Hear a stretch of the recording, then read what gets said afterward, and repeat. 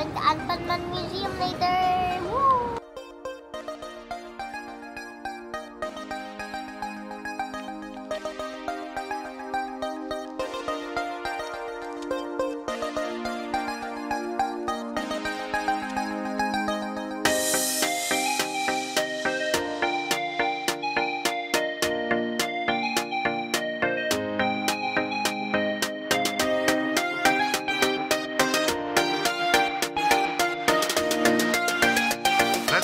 Let's proceed with the first song.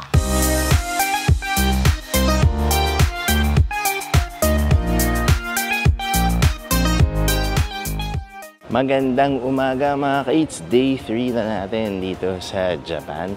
Nasa Kobe pa rin kami at na-deposit na namin sa Yamato Luggage Service yung aming mga luggage. At ngayong araw, itutuloy lang namin yung aming pag-iikot dito sa Kyoto gamit yung aming Kobe, dito sa Kyoto, dito sa Kobe, gamit ang Kobe City Loop Pass mga ka-eats, kasi 2 days yung binili namin na pass.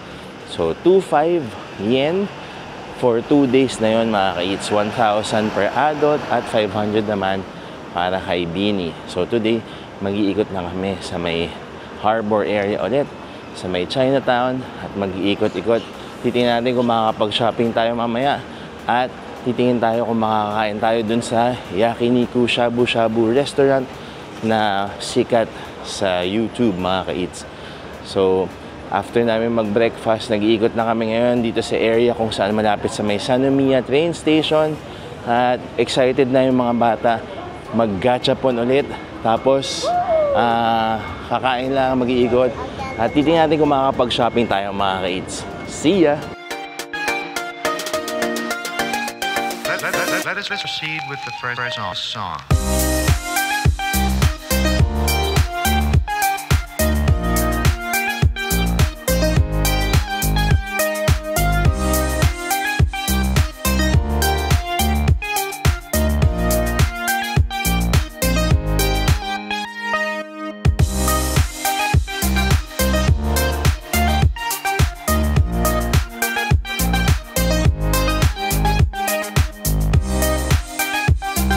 Mga ka-eats, after ilang minutes lang or ilang meters lang na lakad, narating na rin namin yung bus stop number 13. Number 13 ba? Number 13. Kasi 14 yung next eh. So number 13, papunta na kami ng Harborland banda mamaya mga ka-eats. So nakakatuwa kasi sobrang lapit lang ng hotel namin dito. After ilang tawid, mga 2-3 tawid lang, nandito na kami agad sa stop na ito. So gamit yung City Loop bus, makakaikot na kami sa iba't ibang klaseng tourist spots today. Kahapon medyo nakarami rin tayo. Nagpunta kami ng Herb Garden, no? Nag-cable car tayo doon, paakyat. Nagpunta tayo doon sa parang Old Town. Tapos nakapag-trick art museum tayo. Tapos saan ba tayo nagpunta kahapon? Nagpunta rin tayo sa area kung saan merong ano yun eh, American Park yun. So dun sa may harbor banda yung B-Kobe sign na sikat mga ka-eats. So today mas mag-iikot pa tayo around Kobe kasi last full day na natin dito. At bukas gagalaw na kami papuntang Kyoto.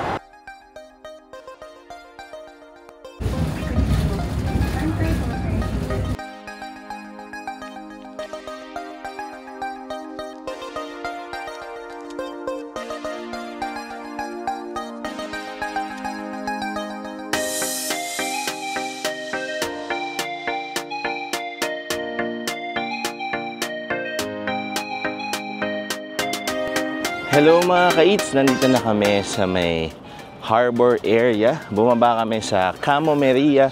Siya yung bus stop number 1 nitong City Loop bus. Para magkakalapit lang naman sila. So siguro mga 500 to 600 meters away yung halos mga average yung bus stops. So ito makikita nyo agad dito yung Port of Kobe Tower. Yan. Tapos dito naman mga ka-eats is yung port talaga. Mas makita nyo, maraming mga ships. Para meron kayo pwede mag-harbor cruise dito eh. Tapos makita nyo dyan yung Ferris wheel. Yan, so meron parang Ferris wheel dyan na pula. So yung mosaic na parang mall at may mga kainan.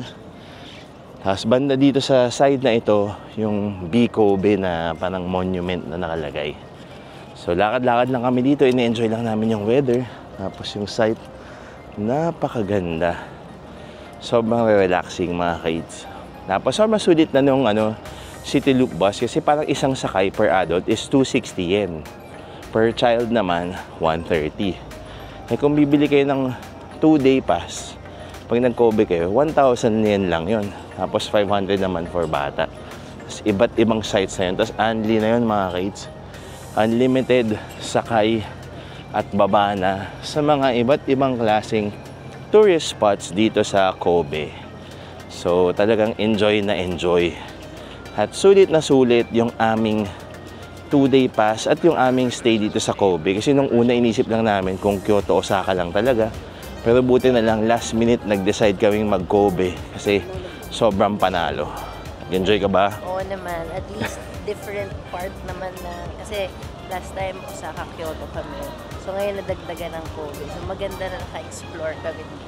Yes, ikaw, nag-enjoy ka ba? Yeah, and later going to Anpanman Museum. Yan. So bukod dun sa mga parang pang matanda na pinupuntahan natin, syempre, ang maganda kasi sa mga first world countries na like Japan, marami talagang activities for kids. So mamaya pupuntahan natin si Anpanman Museum. So siya yung sikat na superhero na gawa sa red bean bread or red bean pan. Tapos try natin sumakay sa Ferris wheel mamaya para naman mas makita pa natin yung Kobe sa mas mataas na level.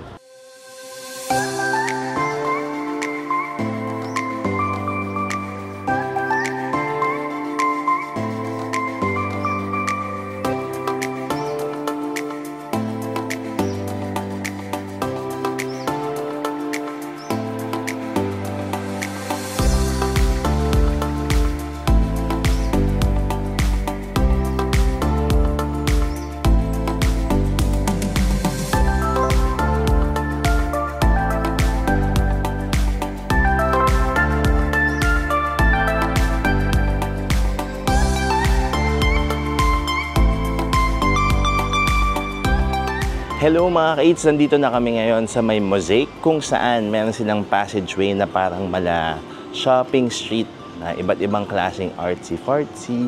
May mga gamit na Japanese, may Hawaiian, may mga shops. So, ito yung on the way papunta kay Anpanman Museum. So mamaya pupunta kami doon kapag kagising na yung kambal. Pero for now, ikot-ikot muna tayo, tingin-tingin at maghahanap kami ng makakainan.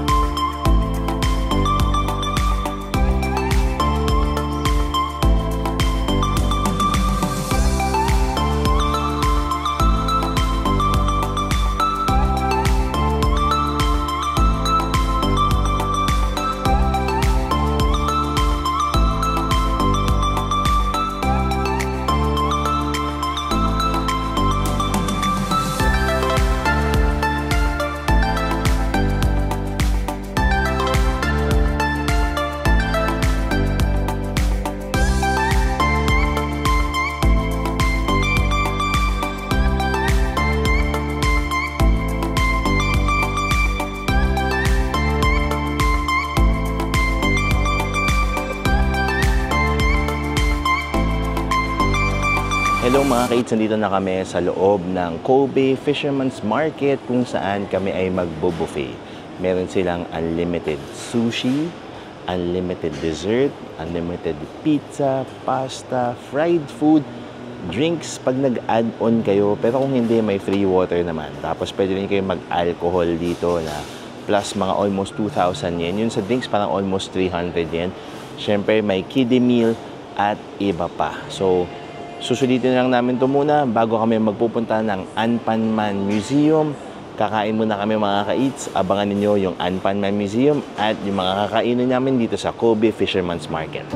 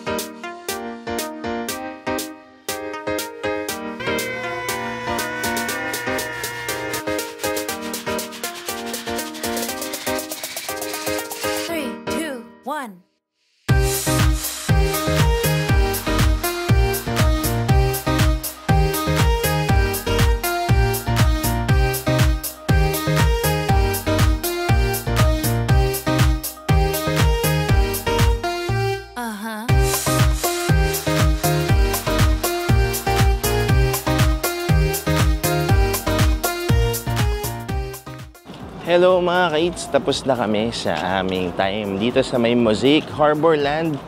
Sobrang nag-enjoy kami. At syempre, lalo na yung mga kids sa Anpanman Museum. Grabe ang saya. Para siyang mala kids zoo na puro Anpanman talaga.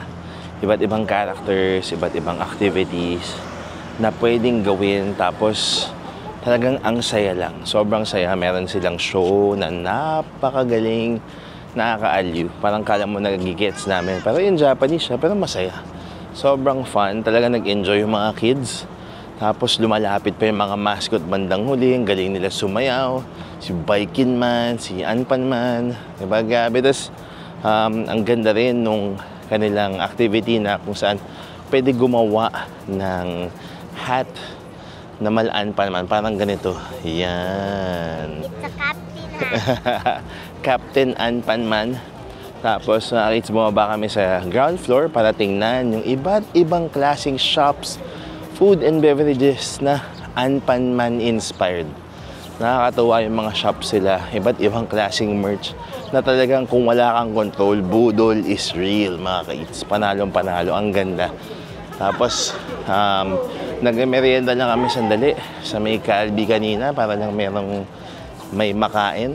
Tapos ngayon ay lalakad na kami ulit sa may harbor, making our way to the Harborland na bus stop, or sa Camomeria tayo, baby. Camomeria ata. Camomeria. So babalik kami doon sa City Loop stop number 1 para sumakay papunta sa may Chinatown, yung Nankin Machi na stop. Tapos maglalakad lang kami doon kasi yun maraming pagkain at maraming makikita for shopping din mga ka-eats. So yun lang muna mula dito sa Harborland at sa may Anpanman Museum. We will see you later.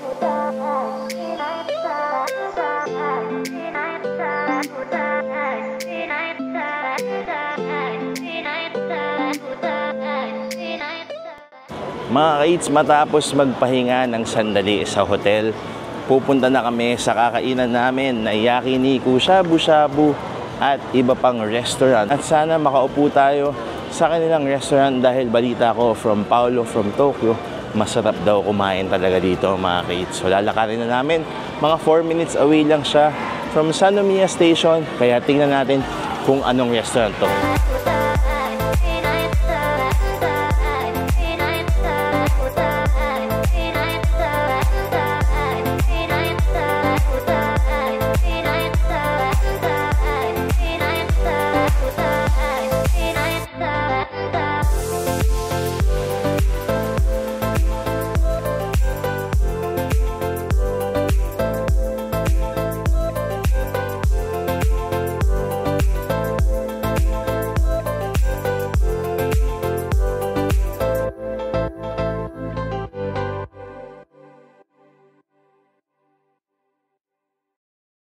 Mga kaits, dumating na yung mga appetizers at sauces ng mga in-order natin dito sa Kitazano Katen Ishidaya. Basta ilalagay namin yung pangalan.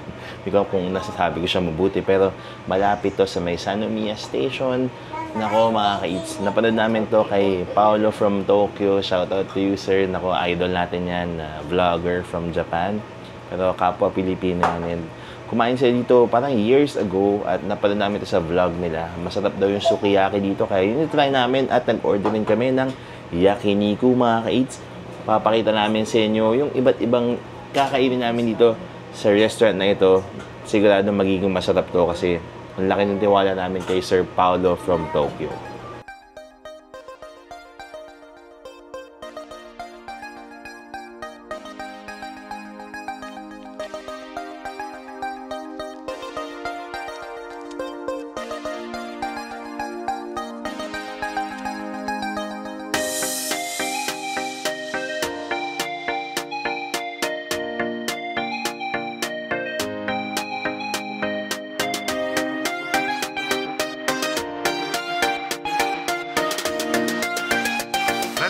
Let us proceed with the Fresno song.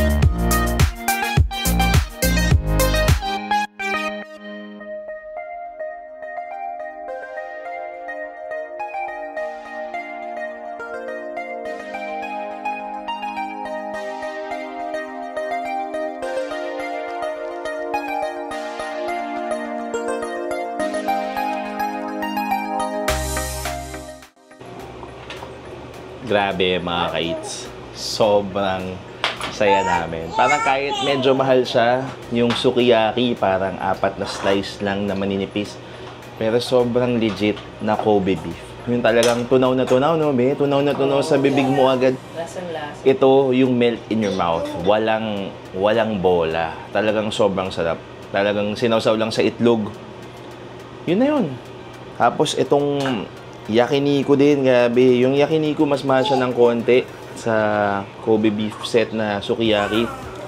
Pero legit din. Talagang yung marbling, ang ganda, tapos ang lambot.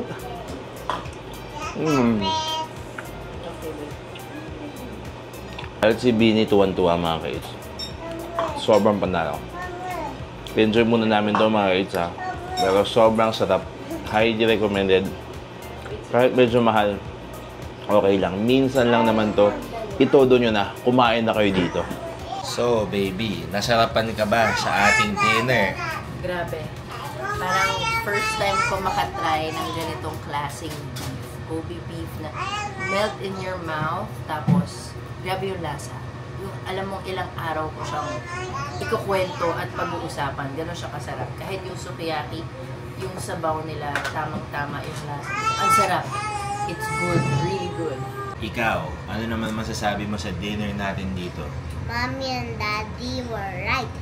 It's a melt in your mouth. Even though I'm still young, I like it because even though I think it's a bit raw on the inside because it's a bit red, it's really juicy and cooked very well.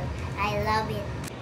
Mga ka-eats, grabe, sobrang sarap ng kinain namin dito sa restaurant na ito na hindi ko pa rin ma-pronounce masyado yung pangalan. Basta i-flash namin kung saan kami kumain. Siyempre, papakita namin kung saan di siya makikita dito sa Kobe, Japan. Panalo. Legit, authentic sukiyaki experience. Tapos yung yakiniku, Kobe A5 Wagyu lang naman, mga ka-eats. So, kahit medyo mahal siya, siguro abutin kami mga 20,000 yen. Okay na okay lang kasi sobrang sarap nung meal. Sobrang pasalamat talaga na naka-experience namin to, nakapunta kami dito, and sobrang happy ng buong family, kahit hanggang sa kids kasi meron pang pa-toys yung restaurant, merong kids utensils. Sobrang galing, as in talagang panalong-panalo. Naka-private room pa, kaya yun pa nakadagdag pa sa experience. Sobrang galing. Kaya dito na muna natin tatapusin ang last full day namin sa Kobe. So abangan ninyo as we move to transfer to Kyoto, Japan naman, mga ka-eats. Kung ano yung mga kakainin namin, kung ano yung makikita namin, at kung ano yung mga gagawin natin doon. Sana na-enjoy na ninyo yung mga tiningnan namin, nakita namin dito at kinain namin sa Kobe, Japan. Until next time, see ya!